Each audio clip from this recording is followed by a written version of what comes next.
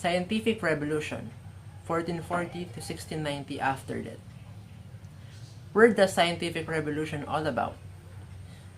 During the same time of the Protestant Reformation, scholars began questioning scientific understanding because they think this is the new way of looking to the world that is based on observing and questioning. This era of questioning becomes known as the Scientific Revolution. Aside from that, Scientific Revolution is considered to be an intellectual revolution. Some of the important contributions to this scientific revolution are the following. The geocentric theory or the Ptolemaic theory. The main idea of this theory is that the Earth was the center of the universe. The planets, the moon, and the sun move around the Earth. From the word itself, geocentric, geo means Earth, and centric means center. So this theory was supported by the Catholic Church and taught that God intentionally put the Earth at the center of the universe. Here is an illustration of the geocentric theory. The universe modeled by Nicholas Copernicus, or also known as the heliocentrism or the heliocentric theory.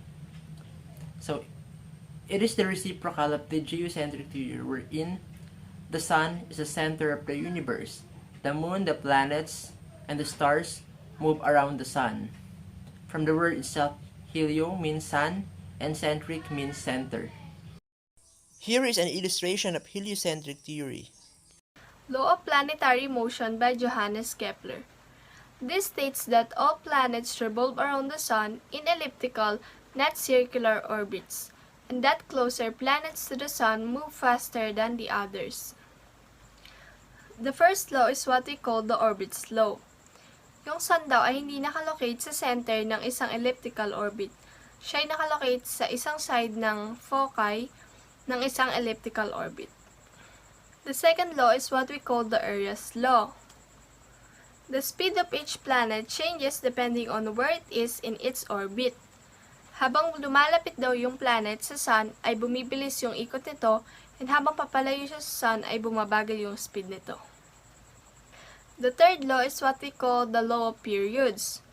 The square of the period of a planet's orbit is proportional to the cube of the mean radius of its orbit. Constant has the same value for all planets in the solar system. Kepler used math to support the heliocentric theory and that planets orbit the sun in an oval pattern called ellipse. An ellipse is a set of all points in a plane. Work of motion by Galileo Galilei. He discovered the relation among the distance, velocity, acceleration, and law of inertia. So now let's talk about the law of motion by Isaac Newton. So this law of motion explains the relationship between physical object and the forces acting upon it. So to further understand this concept, let's proceed to the first law of motion, which is the law of inertia. So the law of inertia states that if the forces acting upon an object are balanced, then the acceleration of that object will be zero. Also, it states that the object remains at rest or uniform motion unless acted upon by external unbalanced force. So now let's proceed to the second law of motion.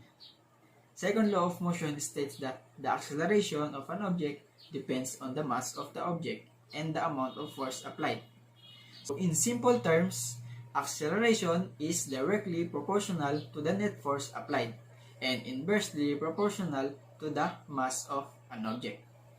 Third law of motion states that whenever one object exerts a force on another object, the second object exerts an equal and opposite on the first.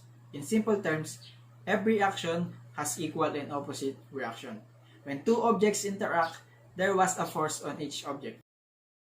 Now, let's talk about law of universal gravitation by Isaac Newton. Isaac Newton studied the previous works of Galileo and Kepler and built up the idea of law of universal gravitation. So it states that every particle of matter attracts every other particles of matter in the universe.